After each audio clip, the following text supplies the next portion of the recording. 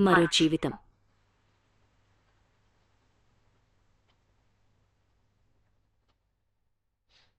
రాత్రి 8 గంటలు కావస్తోంది.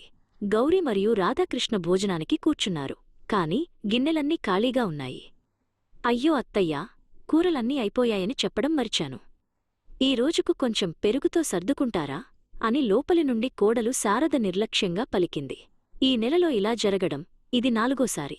ఏమీ అనలేక ఆ వృద్ధ దంపతులు ఖాళీ కడుపుతోనే పడుకున్నారు. మరుసటి రోజు ఉదయం వాకింగ్కు వెళ్తున్నప్పుడు గౌరీ తన ఆవేదనను వెళ్లగక్కింది. ఏంటండి మనకీ కర్మ? మీ పెన్షన్ డబ్బు అంతా కొడుకులకిచ్చేయద్దు అంటే వినలేదు. ఉన్న ఇల్లు కూడా అమ్మేశారు. ఇప్పుడు 6 నెలలు ఒక కొడుకు దగ్గర, 6 నెలలు ఇంకొకరి దగ్గర ఉండటం నా వల్ల కావడం లేదు అని కన్నీళ్లు పెట్టుకుంది. రాధాకృష్ణగారు మౌనంగా ఏదో ఆలోచిస్తూ నడుస్తున్నారు. ఇంతలో వెనక నుండి ఒక యువకుడు సార్ అని పిలిచాడు. అతను రాధాకృష్ణ పాత విద్యార్థి అన్వర్. నేను అన్వర్ని సార్, గుర్తుపట్టారా? ప్రస్తుతం హైదరాబాద్లో చిన్న హోటళ్లలో సర్వర్గా చేస్తున్నాను. సొంతంగా ఏదైనా వ్యాపారం మొదలుపెట్టాలనుంది, కాని పెట్టుబడి లేదు అని తన పరిస్థితి వివరించాడు. రాధాకృష్ణ కళ్లలో ఒక మెరుపు మెరిసింది. అన్వర్ నెంబర్ తీసుకుని ఆదివారం కలవమని చెప్పారు. ఆదివారం సాయంత్రం రాధాకృష్ణ రహస్యంగా అన్వర్ను కలిసి ఒక ప్రణాళిక వేశారు. 1 నెల తర్వాత పెద్ద కోడలు శారద డైనింగ్ టేబుల్ మీద ఉన్న ఒక ఉత్తరం చూసి షాక్ అయ్యింది. మేము ఇల్లు వదిలి వెళ్తున్నాం. ఎక్కడున్నా క్షేమంగా ఉంటాం. మీ క్షేమం కోరే అమ్మా నాన్న అని అందులో ఉంది. ఆ వృద్ధ దంపతులు ఎవరికీ చెప్పకుండా ఇల్లు వదిలి వెళ్ళిపోయారు. 4 ఏళ్లు గడిచిపోయాయి. విజయవాడ నేషనల్ హైవే పక్కన గౌరీ టిఫిన్స్ అండ్ ధాబా అనే బోర్డు వెలిసింది. అది ఇప్పుడు ఎంతో ప్రసిద్ధి చెందింది. గౌరీ కిచెన్ బాధ్యతలు చూస్తుంటే రాధాకృష్ణ మేనేజ్మెంట్ చూస్తున్నారు. అన్వర్ వారికి నీడలా ఉంటూ వ్యాపారాన్ని అద్భుతంగా నడిపిస్తున్నాడు. వారిద్దరూ ఇప్పుడు ఆర్థికంగా ఎవరిపైనా ఆధారపడకుండా గౌరవంగా బతుకుతున్నారు. ఒకరోజు రాధాకృష్ణ పెద్ద కొడుకు శ్రీధర్ తన కుటుంబంతో కలిసి అదే ధాబాలో టిఫిన్ కోసం ఆగాడు. అక్కడ బిల్లింగ్ కౌంటర్లో కూర్చున్న తన తండ్రిని చూసి శ్రీధర్ నిర్ఘాంతపోయాడు. నాన్నా, ఎక్కడికి వెళ్ళిపోయారు? మిమ్మల్ని ఎక్కడ వెతకలేదు. రండి నాన్నా, ఇంటికి వెళ్దాం అంటూ కౌంటర్ దగ్గరకు పరిగెత్తాడు. రాధాకృష్ణగారు శ్రీధర్ వైపు చాలా ప్రశాంతంగా చూశారు.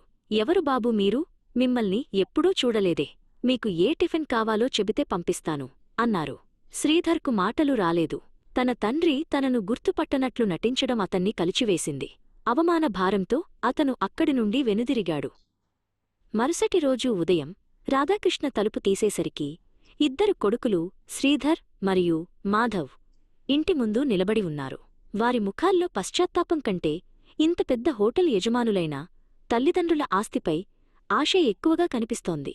వారు ప్రాధేయపడటం మొదలుపెట్టారు. కాని రాధాకృష్ణ వారిని పట్టించుకోకుండా తన పని తాను చేసుకున్నారు. 9 గంటలకు గౌరీ మరియు రాధాకృష్ణ హోటల్కు బయలుదేరుతుండగా శ్రీధర్ మళ్లీ అడ్డుపడ్డాడు. అప్పుడు రాధాకృష్ణగారు గట్టిగా చెప్పారు. మేము మిమ్మల్ని మర్చిపోలేదు బాబూ. మీరే మమ్మల్ని ఎప్పుడో మర్చిపోయారు. ఈ హోటల్లో పూచికపుల్ల కూడా మాది కాదు. ఇదంతా అన్వర్ది. ఒకవేళ మేము మరుసటి రోజు ఉదయం 9 గంటలకు గౌరీ మరియు రాధాకృష్ణ హోటల్కు బయలుదేరుతుండగా శ్రీధర్ మళ్లీ అడ్డుపడ్డాడు. అప్పుడు రాధాకృష్ణగారు గట్టిగా చెప్పారు. మేము మిమ్మల్ని మర్చిపోలేదు బాబూ. మీరే మమ్మల్ని ఎప్పుడో మర్చిపోయారు. ఈ హోటల్లో పూచికపుల్ల కూడా మాది కాదు. ఇదంతా అన్వర్ది. ఒకవేళ మేము గుడి దగ్గర బిచ్చమెత్తుకుంటే మమ్మల్ని ఇంటికి రమ్మని పిలిచేవాడివా అని నిలదీశారు. కొడుకులు తలదించుకుని అక్కడి నుండి వెళ్ళిపోయారు. ఇంతలో అన్వర్ కారుతో అక్కడికి వచ్చాడు. రాధాకృష్ణ మరియు గౌరీ సంతోషంగా కారు ఎక్కారు. ఒకప్పుడు తరిమివేయబడిన వృద్ధులు నేడు తమ సొంత కాళ్లపై నిలబడి తమను ప్రేమించే ఒక పాత విద్యార్థి అండతో కొత్త జీవితాన్ని ప్రారంభించారు. ఆత్మగౌరవంతో కూడిన ఆ ప్రయాణం సాగిపోతోంది.